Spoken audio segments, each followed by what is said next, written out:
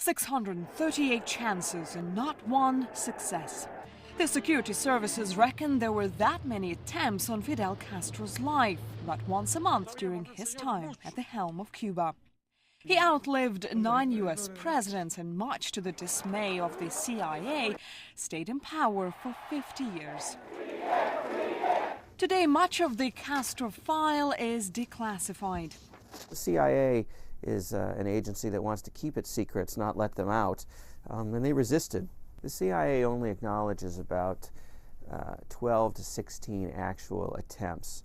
It was here on the beach of Varadero on Cuba's northern coast where Fidel was to give his annual speech in July of 1965.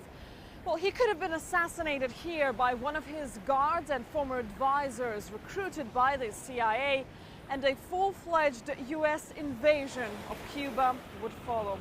There is evidence the CIA has been trying to kill Castro even before he got to power. The most famous plot involved a cigar meant to blow up in his face.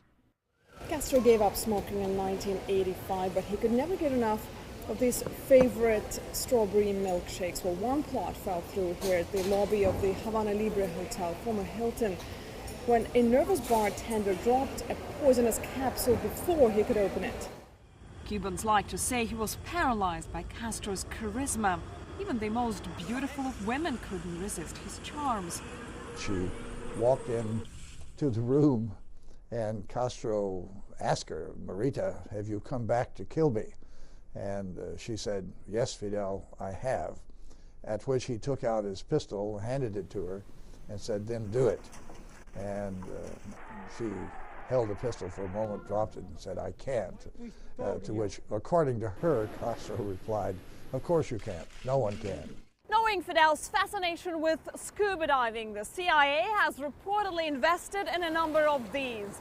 The idea was to find a shell big enough to catch his attention and to fit enough explosives to serve as a booby trap. Well, another scheme involved a wetsuit infected with poisonous fungus that could cause skin diseases and tuberculosis. It turned out Fidel already had one of his own. None succeeded. It's really fascinating that despite all these efforts and despite the involvement of the mafia, they didn't succeed. Castro survived them all.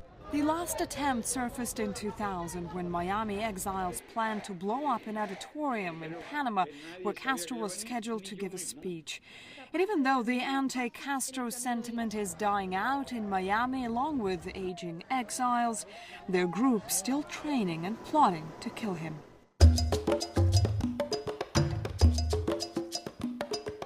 The hunt down has inevitably changed Castro's life. He moved from one residency to another, so couldn't get caught, and it is believed to be in a house just half a kilometer down this road, hidden in the forest where he's believed to be spending his last days. The CIA has officially abandoned the mission. Love him or hate him, he is one of the greatest survivors of our time.